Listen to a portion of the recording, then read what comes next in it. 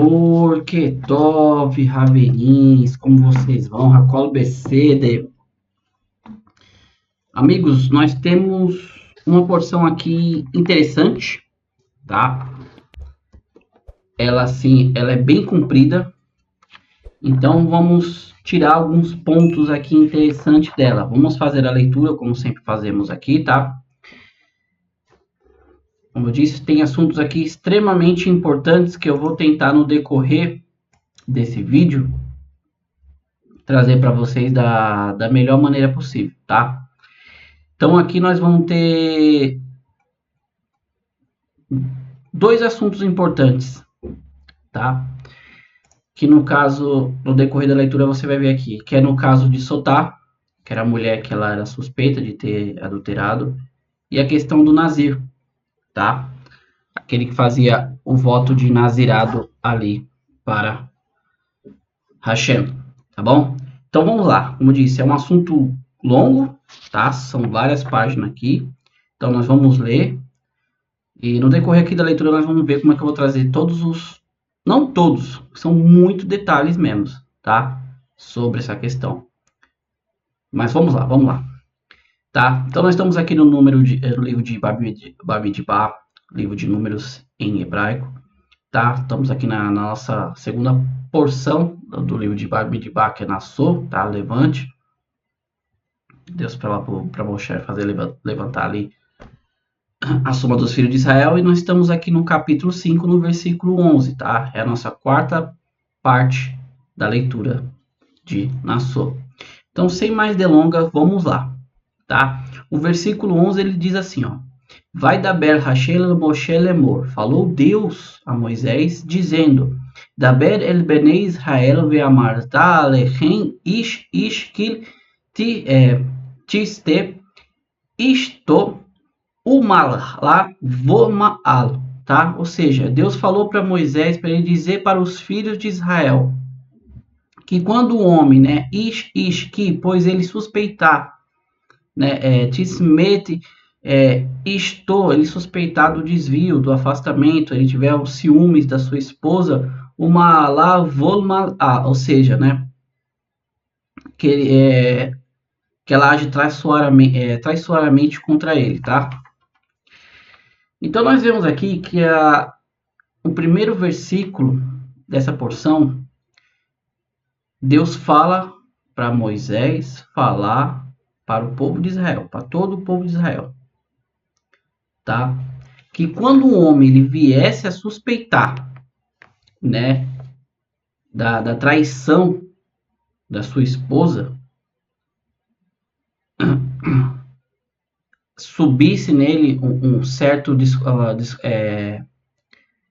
ele acabava desconfiando no certo comportamento da esposa, a Torá aqui vem nos trazer vários detalhes de como proceder nisso, tá? Então vamos fazer assim.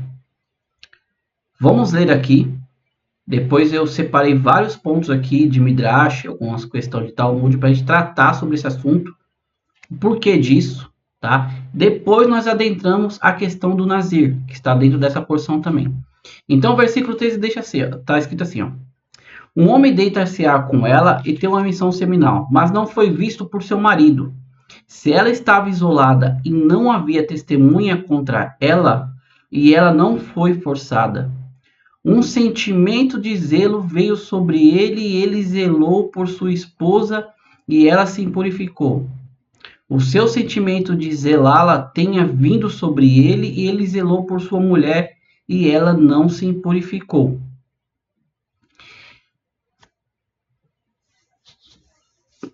Como eu disse, meus amigos, esse assunto aqui ele é tão extenso e complexo que eu acho melhor nós falarmos por ele conforme nós vamos lendo aqui o versículo, porque senão é muito extenso e a gente vai acabar perdendo o foco. Então vamos lá, nós vemos aqui até o versículo 14. Então, se o homem ele começa a desconfiar da sua esposa, que ela ali ela tá tendo um caso, vamos dizer assim na nossa linguagem, tá? Como o versículo diz aqui: O Midrash, ele nos conta que a suspeita não é simplesmente um ciúme do nada, tá? O Midrash nos conta que, na verdade, Moshe ensinou isso, tá? Foi passado para Moshe da seguinte maneira, para Moisés. Que se o marido dela, ele começa a ver muito a esposa com um certo alguém, né? E ele vem e adverte ela sobre, ó, não fique muito tempo com essa pessoa, não fique isolada com esse fulano, tá? Evita tudo, e ele vem falando para ela. Só que ela não dá ouvido, tá? Por isso que diz assim, o versículo, que se ela estava isolada, versículo 13, e não havia testemunha contra ela, e ela não foi forçada. Ou seja, se ela, depois de toda essa adversão do marido em relação a ela não ouviu. Ela ficou com um tempo, o Midrash fala, ela ficou um bom tempo isolada com fulano em um local em que não tem testemunhas contra ela, e se sabe que ela não foi forçada a tal ato, e veio esse sentimento de zelo sobre ele, então o que ele vai fazer? Ele não vai confrontá-la, tá? O versículo 16, o versículo 15 diz assim: o homem deve trazer a sua mulher ao sacerdote, uma oferenda para ela consistindo de 1/10 de efa de farinha de cevada, tá? Não nos esquecendo aqui que a cevada, ela era basicamente aquele animal dado, aquela parte ali dada mais animais do campo, os animais de estimação. Então, essa oferenda, tem vários comentários também aqui sobre que, ou seja, é um decaimento. Por isso ele traria. A pessoa chegou no estado como um animal. O animal ele age por instinto. Então, o que acontece? Os nossos sábios nos dizem que uma pessoa que ela cai nesse tipo de situação, ela não faria isso se não fosse por um espírito de tolice. Tá? Porque o que é o espírito tolice? O que é uma pessoa tola? A pessoa tola é aquela que ela faz algo simplesmente por um impulso. Você tem um dom, você tem a faculdade do raciocínio, mas você faz aquilo lá simplesmente por impulso. Então é um tolo. Então, como nós sabemos, a pessoa não faz isso se não for por um espírito de tolice. Tá? Então, por isso que era trazida ali 1/10 de farinha de cevada. Ela não deve derramar azeite sobre ela, nem colocar olíbano sobre ela, uma vez que é uma oferenda de zelos. É uma oferenda de lembrança para recordar o pecado, ou seja, você não deve embelezar. Você não deve jogar olíbano sobre a farinha, você não deve embelezar a oferenda a Deus, porque é uma oferenda de hatat, é uma oferenda de pecado. Tá? O sacerdote aproximará e apurará em pé diante de Deus. Esse colocar de pé é na entrada da tenda da reunião, tá? Não lá dentro, ela ficava na parte da entrada da tenda, ficava perante a presença de Deus. O sacerdote colocará a água santificada numa tigela de barro, e ele pegará um pouco de terra do chão do tabernáculo e a colocará na água. Esse recipiente de barro, essa tigela de barro, por quê? Existem muitas explicações aqui, estou tentando lembrar de todas, tá? Um dos detalhes sobre a tigela de barro é justamente por quê? Porque diz que quando você vai ter um encontro com a pessoa, tá? Deus o livre, né? Hasve Shalom, Deus não nos permita, você vai trair a sua esposa, ou uma esposa ou o marido vai trair a esposa e vice-versa. Você leva a pessoa, tem toda aquela questão da romantização, taça de vinho, tal, tudo. Então, o fato dela beber, ser colocada essa água na tigela de barro, ou seja, que não é nada bonito, não é nada que foi feito bonito na presença de Deus. Então, por isso, eis a tigela de barro. Ele pegará um pouco de terra do chão do tabernáculo e a colocará na água.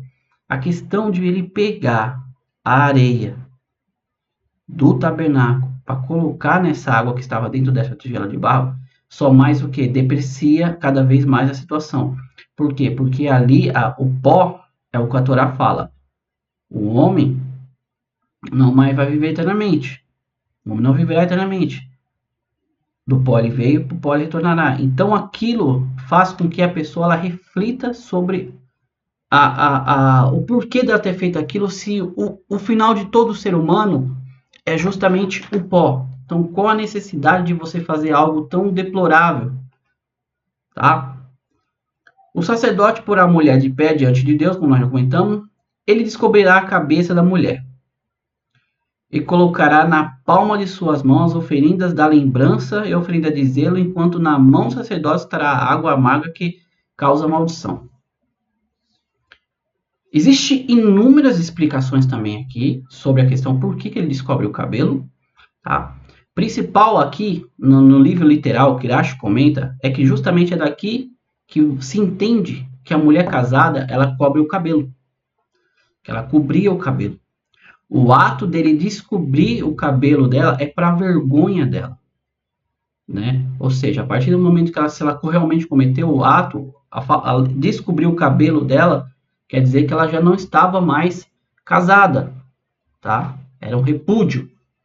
Essa é uma das explicações. Existem inúmeras outras também, desde Cabala, desde o Zohar, né, que é o lado mais nível mais espiritual ali. Existem muitos assuntos profundos sobre o porquê, tá? Mas não é o nosso foco aqui no momento. Vamos lá. Então ele colocava sobre a mão dela, né, aquela oferenda que o marido trouxe para ela, e sobre a mão do Kohen estava a tigela com a água, com a águas amargas ali, tá? A água para fazer o processo de soltar, tá? O sacerdote administrará um juramento à mulher, dizendo para ela: se um homem não se deitou contigo e tu não te desviastes cometendo adultério, de modo a estar impurificada para teu marido, tu serás absolvida através desta água amarga, que traz a maldição. Então, há um juramento, na presença de Deus está a mulher, o Kohen Gadol e Deus, como nós falamos aqui, ela está diante da presença de Deus ali na entrada da tenda da reunião. E o Kohen vem e faz um juramento. Então, ele coloca Deus agora também juntamente nessa situação. Tá? E ele faz esse juramento. Se você não pecou, se você não cometeu adultério, de maneira que se impurificar, você vai ser absolvida ao beber dessas águas amargas, tá?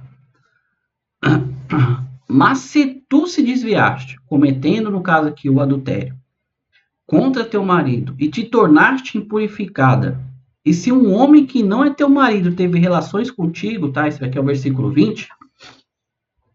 Então o sacerdote administrará à mulher o juramento da maldição que foi feito. O sacerdote dirá à mulher: que Deus te coloque como maldição e juramento entre o teu povo, fazendo as tuas coxas se romper e a tua barriga inchar.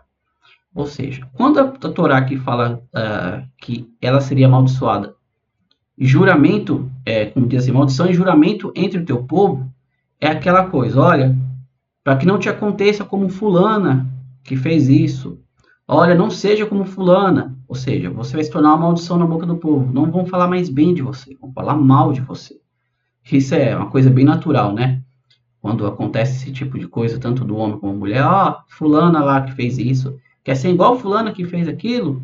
Você virou uma maldição. Você não é uma pessoa bendita. Por que você não é como fulano? Por que você não é como ciclano? Tá? Esse é um outro assunto muito complexo. Você não deve ficar comparando ninguém, mas é uma analogia aqui do que nós estamos tratando aqui, tá? É melhor você ser bendito do que você maldito, tá? Então, o texto fala que se isso acontecer, então as coxas dela se romperiam e a sua barriga ia inchar, ou seja, seria uma morte horrível, tá? Tudo aquilo, é interessante nós analisarmos tudo aquilo para ela que era mais belo, né? Aquilo que foi usado para o procedimento, o ato ali, vai se deteriorar. Suas coxas vão se romper e a sua barriga ela vai inchar. ou seja, aparência, você perderá totalmente a sua beleza.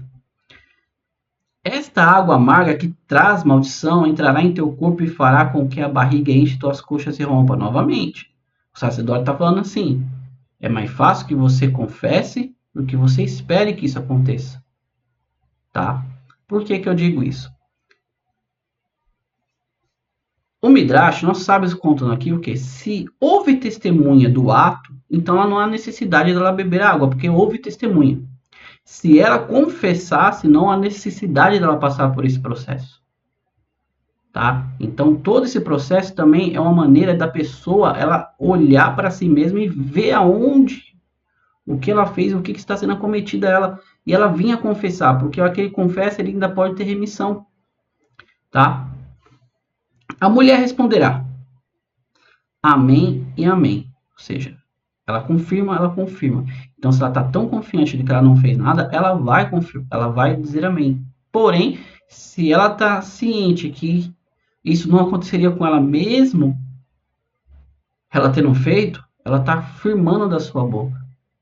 Você pode ver que a palavra amém, né, tem um aleph mem e um num sofit, tá? Então, essa questão aqui já dentro do hebraico já é um pouquinho mais profunda, tá? Mas amém você está confirmando algo, tá? Vamos lá. Versículo 23. O sacerdote escreverá essas maldições num pergaminho e dissolverá o escrito nas águas amargas. Ele fará a mulher beber as águas amargas que causam maldições e as águas amargas que causam maldição virão nela. Ou seja, o Kohen pegava um sefer, né? A palavra aqui na Torá tá basefer, tá? A Kohen basefer, o malhal, ela. Ou seja, ele ia pegar um livro, um pedaço de um livro, um sefer, pergaminho, e escrever justamente essa maldição que está aqui justamente que nós estamos lendo, tá? Ele fala, ó, vou escrever pela segunda vez isso. E aqui tem um detalhe muito importante. Aqui estava o nome de Deus. Então, quando a Torá vem nos ensinar isso, ele fala assim, ó, você está disposta a eu escrever isso aqui, e aqui está o nome do eterno Deus. A partir do momento que eu colocar ele na água, vai se dissolver, você vai apagar o nome de Deus. Para quem não sabe, o judaísmo é extremamente proibido você escrever o nome de Deus por extenso, a não ser que seja num algo sagrado, como era feito aqui. Tá? Por isso você vai ver muitas vezes que eu não coloco o nome de Deus por extenso, não pronuncio o nome de Deus por completo, tá? Para você ter uma ideia, no judaísmo não se queima, não se joga livro fora, se enterra, existe um local específico para se enterrar o livro, porque ali está o nome de Deus, tem coisas sagradas, então é enterrado o livro, tá? Versículo 24. Ele fará a mulher beber as águas amargas que causarão maldição, né? E as águas amargas que causam maldição virão nela. O sacerdote tomará a oferenda de zelo da mulher e agitará a oferenda de farinha, como a gente falou, aquela tenufá, né? Aquele movimento que o sacerdote fazia com as demais oferendas. Nos movimentos prescritos diante de Deus, como diz o texto aqui, trazendo para perto do altar, tá? Vamos lá. Versículo 26. O sacerdote pegará um punhado de 3 dedos da oferenda de farinha, como uma lembrança que ele tirava, né? Com o dedo 3, tá? E queimará sobre o altar de Deus. Depois ele dará à mulher para beber a água.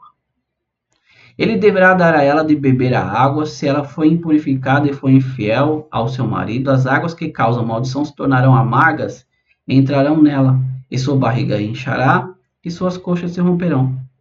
A mulher será uma maldição entre o seu povo, que a gente diz, fulana fez tal coisa. Se a mulher não se purificou e ela está pura, ela será provada inocente e conceberá filhos.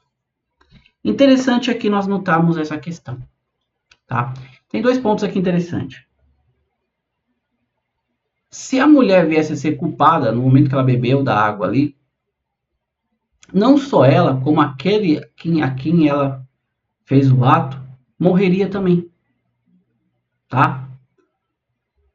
Pelo contrário, se ela verdadeiramente era inocente por toda a situação que ela passou, constrangimento, tudo, o texto é bem claro, né? Que fala assim que ela teria conceberia filhos, tá?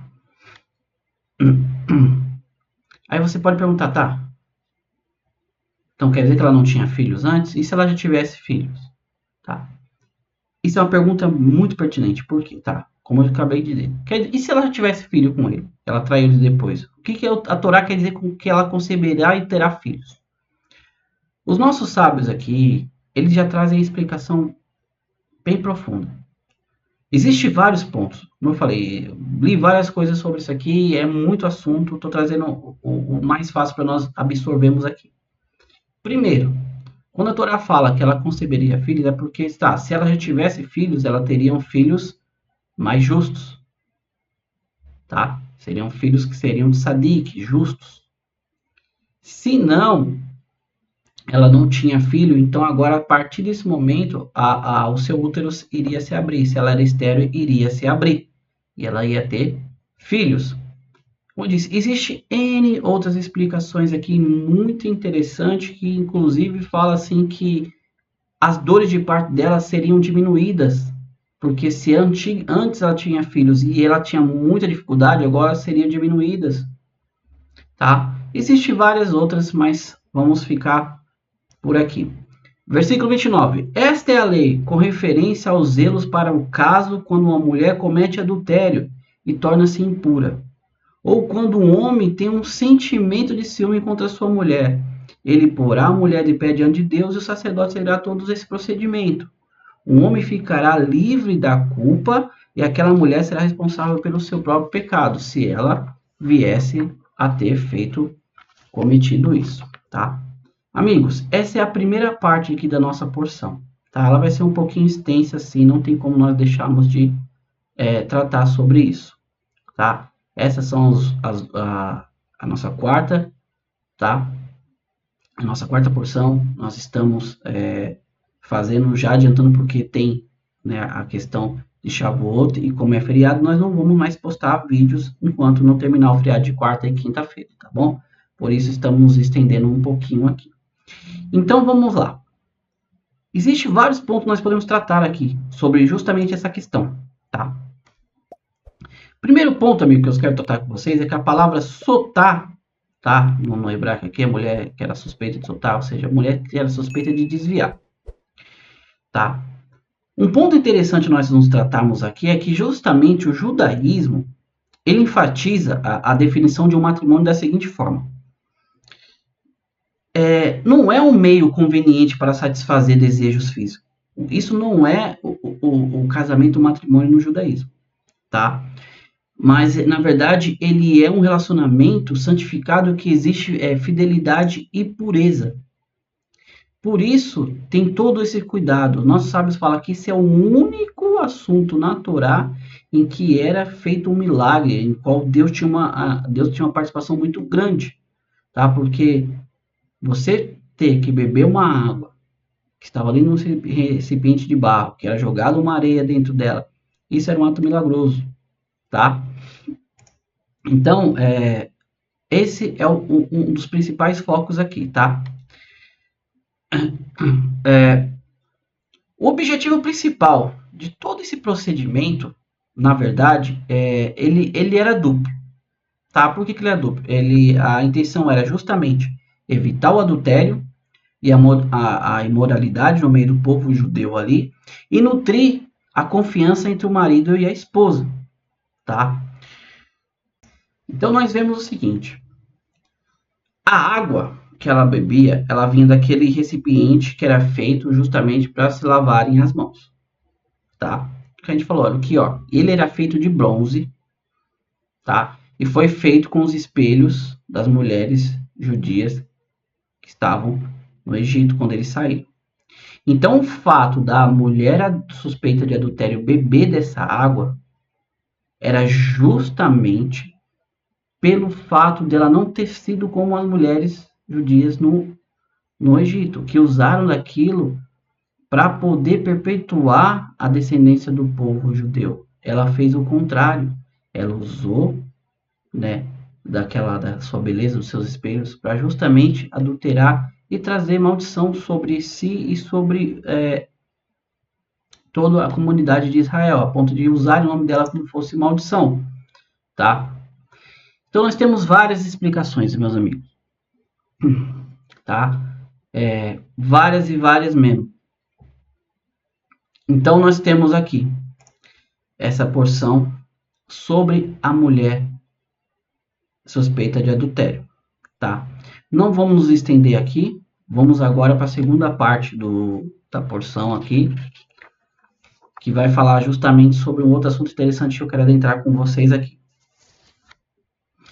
Versículo 6, capítulo 6, versículo 1, diz assim: Vai da beira Adonai a Moshe lemou, falou Deus a Moisés, dizendo: Da bela el bene Israel ve'amarta lechem ish os isha kid idfali lenedor neder nazir lechazi lahashen. Ou seja, se uma pessoa ela faz um voto do quê? Dela se tornar um nazir, tá? Ela faz um neder, lembra? Eu falava neder em hebraico quer dizer um juramento, um voto, tá? De se tornar um nazir la Hashem, um nazir para Deus, tá? Vamos lá.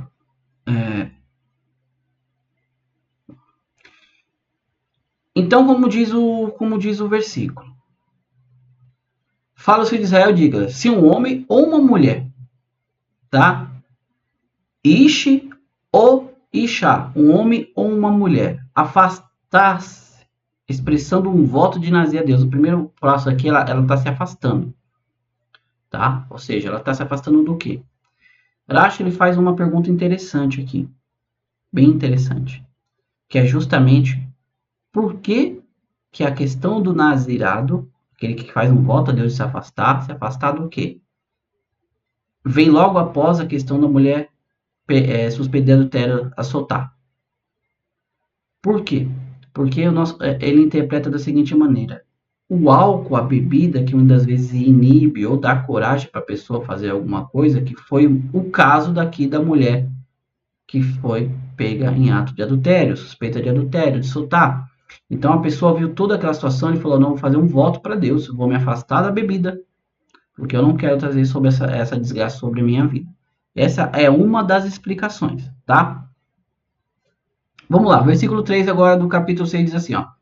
Deve abster-se do vinho novo e bebida inebriante, e ele não pode nem beber vinagre feito de vinho novo e de vinho inebriante. Ele não beberá nenhuma bebida colorida em que foram mergulhadas uvas, ele não comerá qualquer uva fresca ou passa. Durante todos os dias do seu voto nazirado, ele não pode comer nada que venha de uva, desde sua semente até as suas cascas. Essa é a primeira parte do voto. Álcool, tudo aquilo que traz embriaguez está vetado. Tá? Por isso o Rashi faz essa associação entre a passagem que nós acabamos de ler, da mulher, suspeita de adultério, com o nazir, ou seja, nós sabemos hoje, né, Deus nos livre, que o álcool, ele tem uma parte, sabe, assim, muito grande em vários casos de agressão, né, problemas dentro de família, não só com esposa e marido, mas com filhos também. Ou seja, o álcool, aquela coisa, tudo em excesso não é bom. Na Torá, na Bíblia, você celebrar a Deus com uma bebida forte é permitido. Nós passamos por Purim agora, teve um Pêssega que nós bebemos ali 4 taças de vinho, tá? Em Purim, uma das mitzvahs é você se alegrar, se embriagar de uma maneira óbvia, que você sabe discernir o bem do mal, o que é bom e o que é ruim. Mas a Torá, ela fala muito sobre a questão do vinho, de ser uma maneira de você se alegrar a Deus. Só que tudo aquilo que é demais também te afasta de Deus. Então, como nós vemos aqui no caso da mulher de Sotá, Rashi menciona que justamente o vinho era um dos principais fatores daquela situação. Então, aquele que via isso fazia um voto, né, de Nazir, Hashem fazia um voto de se abster de muitas das coisas para poder servir, vamos falar assim, servir no nível mais alto a Deus, tá? O versículo 5 diz assim: Enquanto ele está sob seu juramento de Nazir, nenhum instrumento de corte tocará sua cabeça, até que ele complete seu termo como um Nazir a Deus. Ele será sagrado e ele permitirá que o cabelo cresça sobre a sua cabeça selvagemente. Então, o segundo passo aqui é ele deixar o cabelo crescer. Não pode passar nada que venha cortar o seu cabelo. Durante todos os seus dias de seu voto nazireato a Deus, ele não pode ter qualquer contato com o morto. Nosso segundo preceito aqui, dentro dessa nossa segunda lei do Nazir, ele não pode ter contato com nenhum morto, seja um corpo, um cadáver de um homem ou de um animal. Mesmo seu pai, sua mãe, seu irmão morrerem, ele não pode purificar-se através de algum contato com eles, uma vez que a coroa de seu Deus está sobre a sua cabeça, tá? A coroa aqui, na verdade, é uma figura ilustrativa, né? A questão do cabelo, ele deixou crescer, então ele fez um voto, é como se fosse uma coroa, tá? É uma maneira ilustrativa. Existem várias outras explicações, mas vamos aqui deixar um pouco mais dentro do literal, tá? Versículo 8. Enquanto ele for nazir, ele é sagrado para Deus. Se uma pessoa morre repentinamente, inesperadamente em sua presença, tornando a sua cabeça nazir impura, se porventura a pessoa morre, vamos dizer que ele está dentro do local e a pessoa vem a falecer ali, o que a Torá fala? Então, no dia em que ele faz o ritual de purificação, ele deve raspar o cabelo sobre a sua cabeça, raspando-o no 7º dia. Então, tem um procedimento. Se porventura ele quebra, não por vontade própria, como diz o texto, se a pessoa vier a falecer, então no 7º dia ele pega e corta esse cabelo.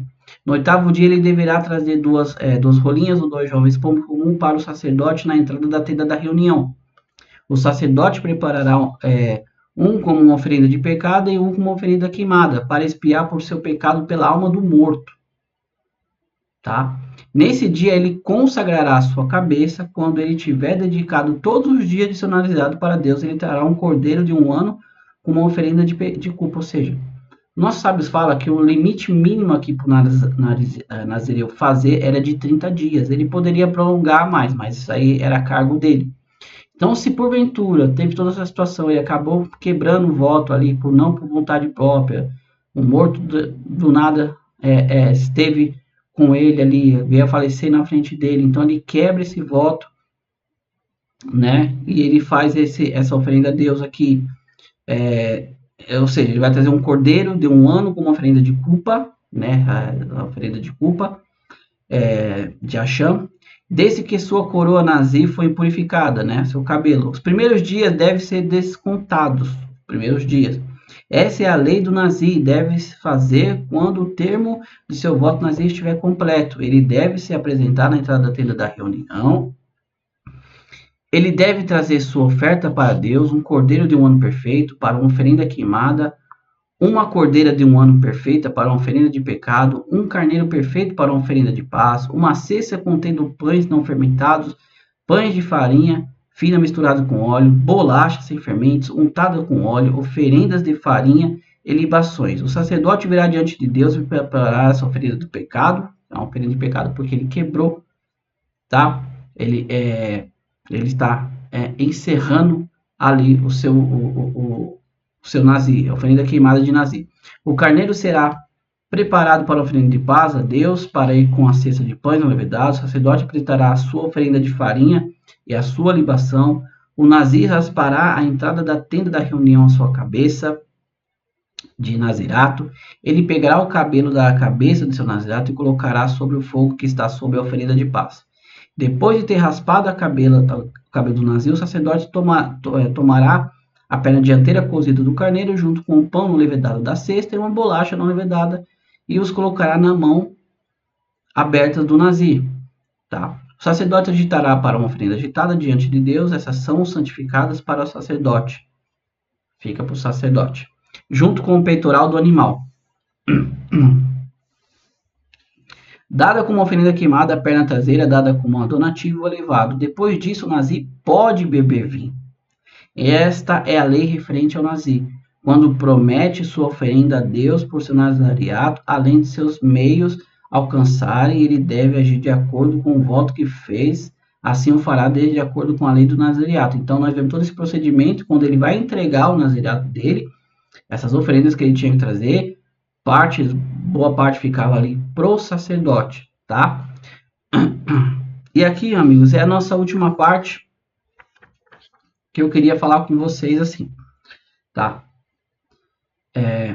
Só para nós encerrarmos a questão do Nazir, como nós falamos, ele não podia beber nada que seria embriagante, ele não poderia tocar, ele não poderia cortar os cabelos nem tocar no corpo de um morto, tá?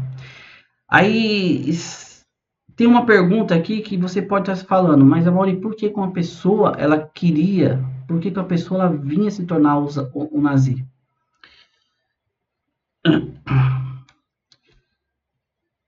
Essa vontade ela poderia ocorrer, né, ter uma ocorrência pessoal, né, pela influência prejudicial que nós falamos do vinho, né, devido às suas convicções de que seria benéfico se abster de certos prazeres. Então, esse era um ato totalmente pessoal da pessoa, tá? Se a pessoa ela quer se dedicar ali, simplesmente ficar envolvida, né, concentrada no estudo da Torá, se a pessoa ela quer se dedicar mais ali em relação ao serviço de Deus, então existe vários situações em que a pessoa ela viria a querer se tornar um nazir, tá? Nós conhecemos o nazir aqui, o mais famoso nazir que nós temos aqui no Taná, né? São os livros aqui da Bíblia, é Shinshon, né? O Sansão. É bem conhecida a história dele que viveu ali na época dos juízes, tá? Então, existe um detalhe que o Talmud fala bem interessante, né? O Talmud diz assim que certos sábios, né, que muitos justos, que da época ali do templo sagrado, eles se tornavam nazir, sabe? Apenas pela oportunidade de oferecer uma oferenda pelo pecado. Isso que nós vemos aqui é o seguinte: quando ele terminava o seu voto de nazir, então ele oferecia ali uma oferenda de pecado. Então, o que acontece? A pessoa era tão justa, um tzadik, que ela nunca tinha transgredido nada dos mandamentos de Deus. Então, ela se tornava um nazir, cumpria ali no mínimo os 30 dias do nazireato e vinha só para poder oferecer uma oferenda de pecado para Deus, tá? Isso aí o Talmud nos conta. Como eu falei, existem muitos detalhes. A gente vai fazer um vídeo assim, só o Nazir, e pegar todos os detalhes, tudo, desde um lugar que eles tinham ali dentro do templo, que era justamente separado para eles fazerem todo esse processo da raspagem e tudo. Mas não é o nosso caso aqui, tá? Vamos terminar a nossa porção aqui com algo bem forte sobre as nossas vidas, tá? Só para nós encerrarmos aqui. Vamos lá. O versículo 22 ele diz assim: Daber el, né, Daber Hashem el Moshe, falou Deus para Moshe, falando o quê? Daber el Aharon ve el Banav lemor, fale a Aharon ve el Banav, fala a Aharon e aos seus filhos, tá? Dizendo que Tivarehu, ou seja, né? Pois como você abençoará et bener Israel, assim você deve abençoar os filhos de Israel. Amor lachem, dizendo a eles, né? Falando a eles. Aí o versículo diz assim, o versículo 24. Yevarerecha Hashem veishmirecha, Yar Hashem panav elecha veichuneka, Isar Hashem panav elecha vaisen lecha shalom. Tá? Traduzindo, quer dizer assim, Yevarerecha Hashem veishmirecha, que é o que Deus te abençoe e te guarde. Yar Hashem panav elecha veichuneka, que faça Deus resplandecer sobre si a sua face. Paneha lecha, né? A sua presença, a sua face sobre si, e te ilumine, e te conceda graça. E Sar Hashem panav elecha ve shalom, que Deus dirija sua face perante ti, perante você, e conceda a ti a paz. Essa era a bênção que Aharon fazia sobre todo o povo judeu, com aquela famosa expressão, talvez você conheça, né, de um famoso personagem de uma série de ficção científica chamada Spock, né? Ali o falecido Leonard Nimoy, tá? Para quem não sabe, ele era judeu. E quando ele foi convocado para fazer parte da série, ele falou que ele queria algo que pudesse homenagear o povo judeu. E ele sabia que esse era o sinal que o Kohen Gadol ele fazia quando ele iria abençoar o povo de Israel. Se você perceber, isso aqui é um Shin, é parte do nome de Deus. Tá? Então ele fazia essa postura e abençoava justamente como nós acabamos de ler aqui no hebraico, já traduzindo para o português. Essa bênção, ela tem 3 partes importantes aqui. Ou seja, para Deus abençoar e nos guardar, tá?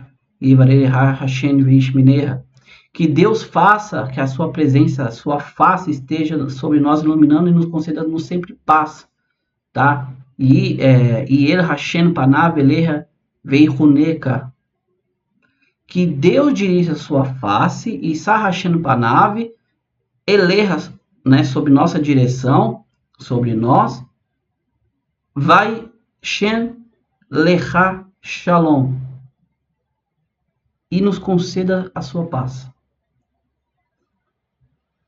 É uma bênção praticamente completa, com 3 frases aqui, tá? E as 3, você pode ver que ela leva o nome de Deus, o verdadeiro nome de Deus, que nós não pronunciamos aqui, nós trocamos por Hashem, tá?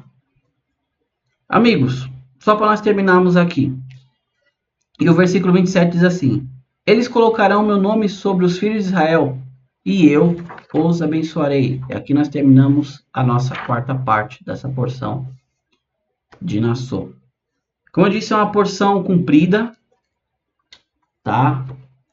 Mas ela tinha esses assuntos muito importantes sobre a questão da Sotá, sobre a questão do Nazir e, por último, a bênção arônica sobre o povo de Israel, tá? Que tem ali as 3 vezes o nome de Deus sobre as bênçãos de proteção, de paz, né? Sobre as nossas vidas. E que Deus ilumine cada um de nós, como essa última parte da porção, que eu faço das palavras da Torá, essa bênção arônica, que ela só podia ser feita por um Levi. Eu trago sobre nós, sobre a minha vida, sobre vocês, essa bênção, tá? Para nós fecharmos essa 4ª parte da nossa leitura aqui da Torá. Meus amigos, você que já me acompanha, muito obrigado, tá? Um Todarabá. Você que é novo no canal, conseguiu chegar até aqui o final, é uma porção muito extensa, mas está aqui conosco. Se inscreva, deixe um like, compartilhe esse conteúdo. Achou relevante? Convide mais pessoas para estar conosco aqui estudando a Torá diariamente na leitura das porções da Parashá Shavuot, da porção semanal, tá? No demais, vamos ter também a 5ª parte, tá? Porque, como eu disse, 4ª e 5ª-feira agora é feriado, é Shavuot, tá? Vai estar o vídeo aí para vocês, tá bom? Sobre o que é Shavuot. E no demais, meus amigos, Bekol Tov, tudo de bom, Atzlahá, tá? Parnassá, sustento, Becefa, dinheiro para todos, que nós vamos ser abundados, tá? Sobre a nossa vida, tá bom? E nos vemos então no próximo vídeo da 5ª parte da nossa porção de Nassau. Todarabá, Lehitraot. Fiquem com Deus, amigos. Abraço.